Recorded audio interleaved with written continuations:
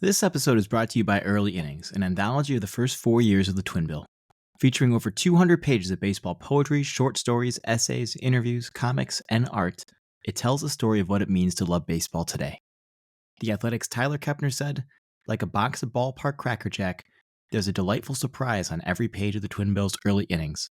This is a collection to be savored, a loving and lyrical celebration of the art of baseball. Early Innings is available now from 406 Press. This episode is also brought to you by Ben Shahan's Short Relief. It asks the question of what happens when men are not ready to give up that boys' game, the national pastime.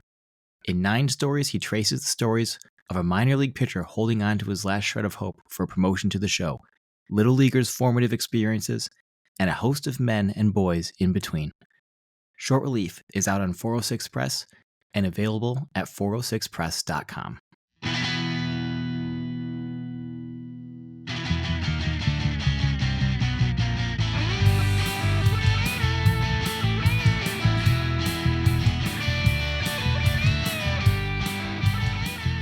Welcome to the Twin Bill Podcast. I'm your host, Scott Bolohan. Baseball is such a part of our shared history that it seems like it's always existed. But in the grand scheme of things, it's still a very young sport. And things as simple as rules and equipment we now take for granted didn't always exist.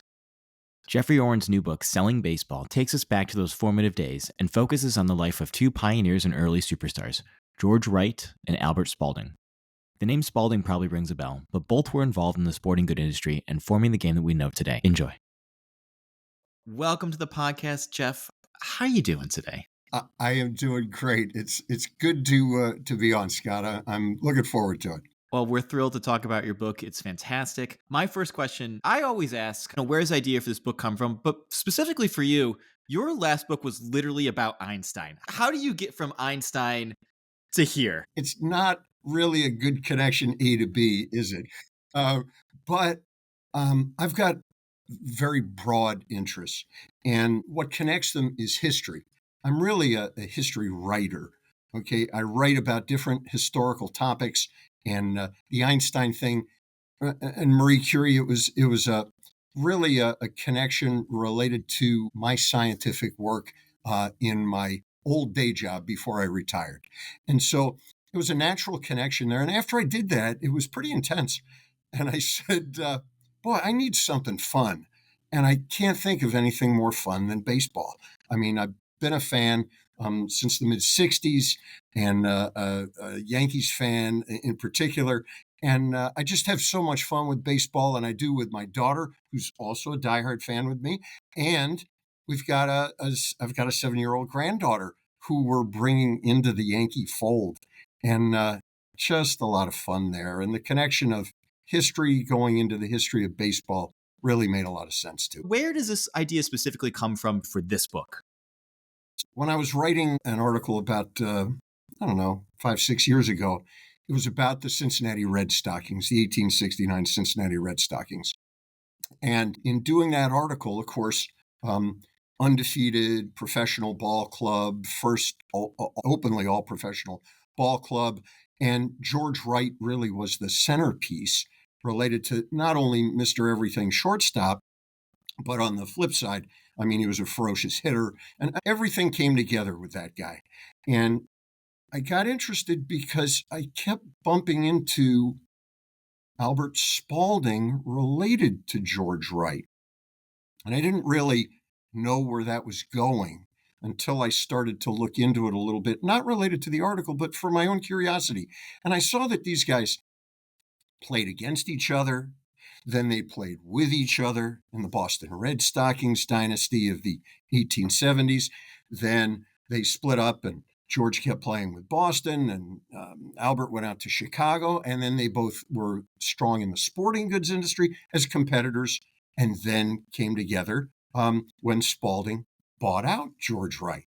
So I kept seeing this overlap, and it was something that intrigued me. I looked into it further, and it turned into a book because there is not only so much overlap, but there's just so much interest in terms of my view of early American baseball. How did it happen, and why were these guys seminal in their parts in it?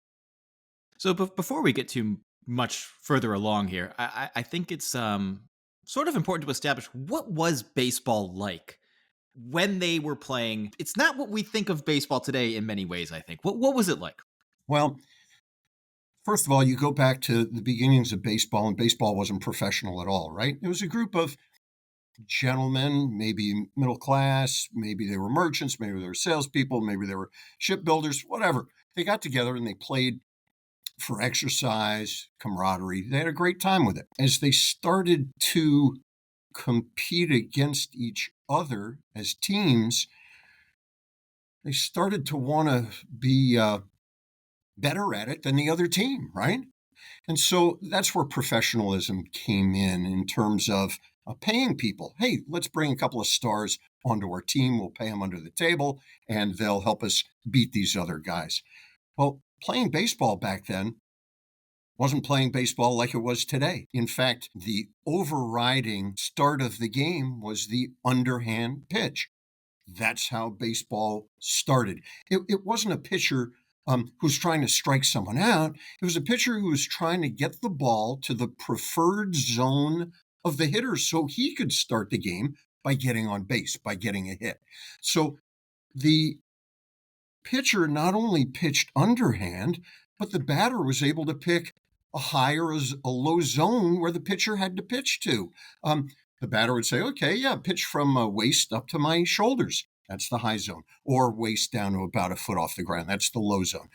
The whole idea to get the game going was to get a hit, not to strike out the hitter. So that was a big, big difference in the game. You only pitched from 45 feet away. You weren't 60 feet 6 inches, right? But being that much closer, an underhand pitch could still come in fairly fast, right? 45 feet away, you get that pitch going. So pitchers were becoming part of the game in terms of getting that ball over the plate faster and fooling the batter, but it wasn't quite there yet. The other thing, of course, was no equipment of any kind. No gloves, no catcher's mask, nothing protecting you from that baseball. And to a certain extent, for a catcher, that was extremely dangerous because here's a pitch coming in, the guy swings, he misses, and if you don't catch it, you could be in trouble. Hit you in the eye, nose, whatever.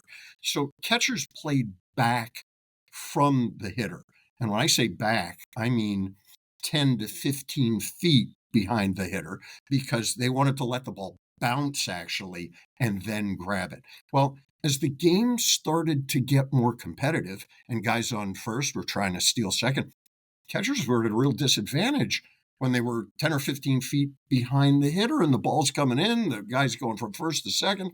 They kept inching up closer and closer and really getting into a danger zone. I mean, you get a foul tip coming off a bat and you're 5 feet away or 4 or 3 feet, hits you in the eye, you're in trouble.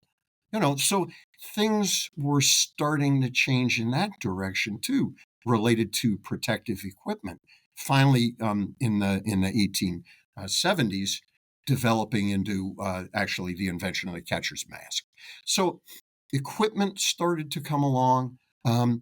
Baseball gloves. Gloves were nothing more than workman's gloves that you put on your hands. You cut off the fingertips, and that was a glove. It wasn't to help you catch the ball. It was to protect your hands. All of these pieces of equipment were first protective in nature before they turned into, look at the glove you have now, right? It's an extension of your hand so you can catch the ball. So a lot of different things going on at that time. Even the umpiring situation. The umpire used to stand off to the side. Calling balls and strikes was sort of, sometimes he did, sometimes he didn't. Sometimes he let you have how many balls, how many strikes. It was a situation that was sort of subjective rather than objective the way it is today. And standing off to the right, which is where the umpire usually was, gave you a really bad angle for taking a look at balls and strikes. You weren't really seeing it exactly the way it was coming across the plate. So a lot of different things there. But the thing I like most about what happened at that time period was people were developing actually how to play the game. Should I play if I'm an infielder? right next to the base? Should I wander a little bit? George Wright was a shortstop, and he could play like no one else because he had the ability. He had the natural ability to play back on the infield, almost on the outfield grass. He was ambidextrous. He could grab the ball, throw it with pinpoint accuracy to first base. He was a guy who could do it all, and he was the prototype of what the modern shortstop would be. So a lot of different things going on at that time. You may not have an immediate answer for this, but I always like to try to contextualize these guys with today. Can you think of a player that this sort of resembles like a George Wright, who would be like a comparable guy? I think Lindor on the Mets might be sort of a George Wright type of guy. I don't think I don't think he's as good a hitter as George Wright was, because George Wright really could hit for power as well as place a bunt and punch a ball through the infield. He could do it all with the bat. But their speed, their desire, playing the position. Lindor has great range. And I think he might be sort of a similar type of guy. Coming into the book, I knew the name Spalding. I would think that most people would recognize Spalding. I knew he was involved with the game. I didn't realize he was actually in his own like a pretty good player, almost an underrated kind of player. It sounds like. It's surprising. First off, Spalding as an underhand pitcher is going to be underrated, right? Simply because of that. But that being the standard for the day, in the first professional league in the early 1870s, the first professional league only lasted 5 years. He won over 200 games in 5 years. That's a lot of games to win. Granted, the seasons only lasted 60 or 70 games. And you only had one real starting pitcher. Maybe you'd have two on the team. But the idea was starting pitcher pitched most of those games. But for him to win 200 games in 5 years, think about it today. How many years does it take for a pitcher to win 200 games? 15 years if he's excellent, right? Again, if it took him 10 years, he'd have to win 20 games a year for 10 years. This guy in 5 years won 204 games. So highly underrated as a pitcher. But because of the underhand situation, that's, I think, the major reason. The other thing about Spalding is he was a natural because of his height and the way he was built. He was 6 feet 1 inches. The average height was 5 feet 8 or 5'9" back in that time period. And the other thing was he had long arms, and when he cranked up an underhand pitch, his backswing with his arm went way back there, and it gave him tremendous power to fling that ball. So he was pitching faster than most underhand pitchers would. But no one really knows Spalding for any of that. What they know him for is his sporting goods business that he opened up in 1876. My God, he was 26 years old, and his partner was his 19-year-old brother, Walter. I mean, these guys were young guys who were out there trying to be as entrepreneurial as they could, and they saw this sport of baseball, and they said, wow, it's really proliferating. There are a lot of teams, and what do they need? Well, they need bases, they need balls, they need bats, they need uniforms, and then all of a sudden, things started to even add on to that. Gloves, catcher's masks, those types of things. And they saw a good thing. And in 1876, they founded their business, and it just took off like gangbusters. It was great. And the bottom line for them was Spalding, still playing, could be the heroic guy who gets out there on the field and says, you know, even though no one wears a glove, I'm going to wear a glove. I'm going to wear a jet black glove so you can see that I have one on. And it's not unmanly to do that. In fact, it protects you. Look at what I'm doing. I'm the hero, Spalding. I'm showing you how to play a better game of baseball. And the fans loved it. A light bulb went on. They said, wow, maybe I should be wearing a glove. Spalding's wearing one. So he was a master marketer related to these pieces of equipment he was trying to sell. And he quickly made the move over to, the sales side of things in terms of selling equipment as well as playing. And in fact, he retired shortly thereafter and devoted most of his time to his sporting goods business. And he was in management for baseball as well. Before then, let's say I wanted to play baseball. How am I getting my equipment? How is that coming to me? So if you're playing before there was a league, you would have to make or purchase a baseball. And in fact, that's the type of thing that went on. There were guys who were people who worked with leather goods who every once in a while made a baseball for a team. Um, the guy would get a plug of rubber, he'd wrap it in yarn and cover it with some sort of leather good covering, whether it was cowhide or horsehide, whatever, even sheep. You'd cover it in a leather covering, sew it up. There's your baseball. And that baseball, by the way, had to last the whole game because, there weren't many baseballs around, right?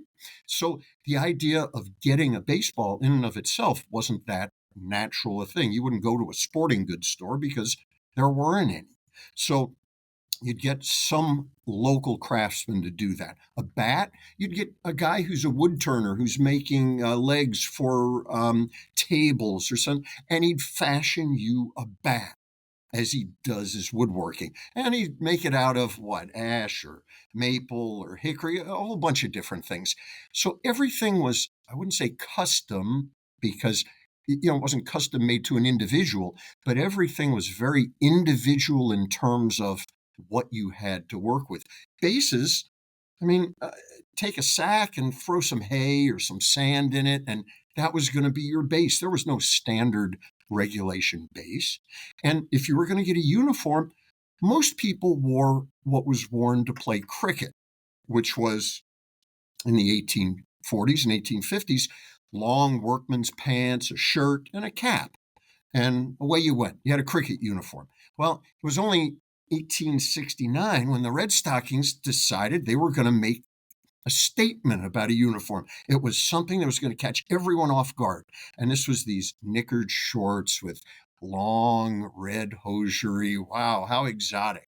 And this was the Cincinnati Red Stockings. And then everyone wanted to have stockings in their uniforms and shortened knickered type pants. And that was sort of the creation of that type of thing. But it was all homemade until, the sporting goods operations in the 1870s started to standardize some manufactured goods, and rules and regulations were coming into place to standardize the length and weight of a bat, the circumference and weight of a baseball. And then things got standardized so that from there, you could actually have a manufacturing operation. So we have Wright, star shortstop. We have Spalding, very notable pitcher, even more notable salesman. Their paths end up crossing, though, quite a bit. What is the connection between the two? Yeah, these guys knew each other for 45 years. And over the course of that time period, from the time Spalding was in his late teens and George Wright was 3 years older, so say 20 years, 21, something like that. From that time until Spalding passed away when he was 65 in the early 1900s, about 1915, those guys' paths crossed on a continual basis, either as competitors in baseball teams that they were playing on initially, then teammates in the first professional dynasty of professional baseball, 1871 to 75, the Boston Red Stockings, where they were teammates on the winningest team in baseball. In that 5-year period, the Boston Red Stockings won 4 championships. So then they diverged. Spalding went out to Chicago to the White Stockings. George continued to play in Boston, but they started to compete against each other in sporting goods. And George was in Boston, and Spalding was in Chicago. They competed against each other for a while, and then they merged again. Because by the end of the 1880s, beginning of the 1890s, George had had enough of being the Boston sports equipment mogul, if you will. He had a partner who had passed away. George didn't want to be someone who ran the operations as well as sold into the marketplace. He was a salesman, and his partner was really the guy behind the scenes who did all the work. And when his partner passed away, he said, Albert, are you interested in buying my business? And Spalding snapped it up because George Wright had gone into other sporting goods as well. Tennis, golf, hockey. So, Wright had diversified. Spalding had too into other areas besides baseball, football, bicycling, basketball. And Spalding saw right away, hey, I can add a lot to my business if I just buy out George. And so he did. And, it worked out well. And their last crossing of paths was in the 1905 Mills Commission on who originated the sport of baseball. Spalding wanted to make sure there was a commission in place that definitively said, this is an American game, and it's not derived from cricket or any other English sport. And he put a commission together called the Mills Commission. Abraham Mills was one of the guys on the commission. And he put George Wright on it, and he put a couple other friends of his, and he said basically, hey, you guys, whatever we decide to do, just rubber stamp it for me here because I know this is an American game. And came across some information that said, gee, maybe Abner Doubleday was the guy who invented this back in 1839 when he was a 19-year-old kid. And they went with that, found out later, of course, that wasn't the case. But by then, that myth was implanted in all of our sports consciousness, and we still love it today. I bet if you ask someone who invented baseball, half the people would say, oh, sure, it's Abner Doubleday. Yeah. So those guys saw each other on a continual basis. They actually went on 2 international trips publicizing and promoting baseball, one in 1874 over to England, one at the end of the 1880s, the first time baseball had ever gone around the world. Spalding sponsored a trip, started in San Francisco, went down to Australia, New Zealand, went over to Egypt, into the Mediterranean, Italy, France, the UK, back to New York. They were gone for 6 months, and they had a ball promoting baseball everywhere. And, of course, don't forget, sporting equipment, right? Because you want to sell equipment, too. So they seeded those marketplaces, but they did an awful lot together. And they always respected each other. And whether they were rivals or not, they were always friends. So it was an interesting 45-year friendship. I'm fascinated by the international tours, especially the early days. I think one of the most notable things is they play in front of the future King of England, who watches a game. Incredible. And he actually has a reaction to it. Yeah, which we know. It's interesting. This was the highlight for Spalding for his world tour, to get the Prince of Wales, who's the future King of England, to show up at this exhibition that he has. Spalding has 2 teams that are with him around the world, the Chicago White Stockings and a team of all-stars called the All-Americas. They're scheduled to play in March of 1889. And who shows up but the Prince of Wales? And Spalding is he's over the top, thrilled with this. They get together, and the Prince of Wales invites Spalding to the royal box to watch the game.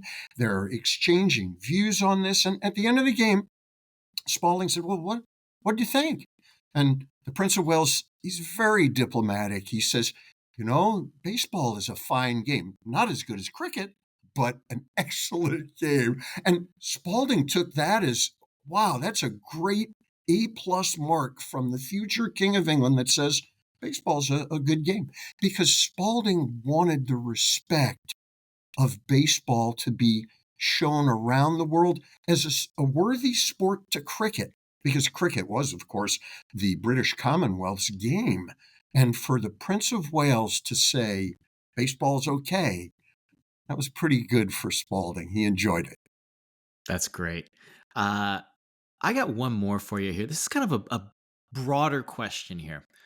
When you look back at these two guys, when we look at the game today, what are they responsible for today's game? How much of an impact did they have on baseball as we know it?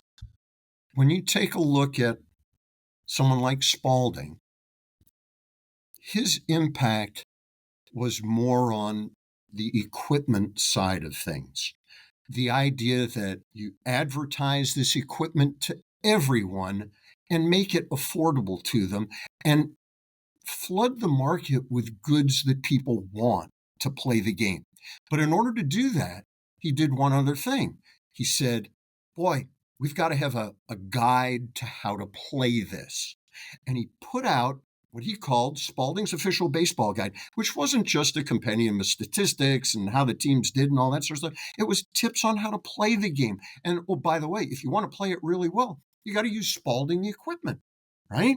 So the idea of mass merchandising of equipment, no one did it better than Albert Spalding. On the game side itself, George Wright was the guy who showed that athleticism was the pinnacle of what you needed in someone to play a position like shortstop, or maybe outfield, or maybe second base. The keystone areas, if you look right through the diamond, right? You want people who are athletic, who can cover a lot of ground. And by the way, you want them to hit too. George had all of that. I think when you look at George from the athleticism side, you look at Spalding from the marketing side, you've got two made for each other individuals to do the two things you want to do. The book's titled Selling Baseball. You want to sell it from a standpoint of performance. That's George. From a standpoint of equipment to play it. That's Albert. And you get both of them together. And these guys, Spalding, you know about today because of his impact in our psyche on marketing sporting goods. That's what we know him for. You know about George Wright if you do it all because of his athletic play. The shame of it all is no one really knows about George Wright today. And I think that's because even though he was great, there are so many good ball players that are out there in each generation. What do we focus on in our generation? Our ball players. Whether it's Babe Ruth or Lou Gehrig back then, or Ty Cobb, or whether it's Derek Jeter or Andy Pettit, or today, Lindor and others. We focus on our generation and what's going on there. But you always see the name Spalding. Spalding's out there from a marketing standpoint. So that's sort of my view of how it might work. I completely agree. I was shocked reading the book how much I thought you could almost directly trace back to the two of them and how they really not only sold baseball but shaped baseball as we know it. It's a fantastic book, Jeff, and I'm so glad you came on the podcast to talk about it. The book is Selling Baseball. It's fantastic. I learned so much that I had no idea existed out there. Thanks so much for having me. I really appreciate the opportunity to talk about it. And, something like this is, as you say, a little bit different than nuclear physics, but it sure is fun to write about, and I'm glad you enjoyed reading. That was Jeffrey Orens. His book, Selling Baseball, How Superstars George Wright and Albert Spalding Impacted Sports in America, is out now. Coming on to close us out, we have Christopher Rubio-Goldsmith reading his poem Unwritten Rules from our 19th issue. Unwritten Rules. No player may walk through the dugout and speak to the pitcher when he is working a no-no, not even to get peanuts. Learning silence is a truth. The batter never bunts to kill the no-hitter. That creates the tragedy and something more. That bunt may release the flying monkeys and their spears. You never talk about your ex on a first date. The batter, after slamming a dinger, may not flip the bat or admire his work as it leaves the field and lands in the hands of a smiling kid. No stealing a base or swinging on a 3-0 count with a big lead are true.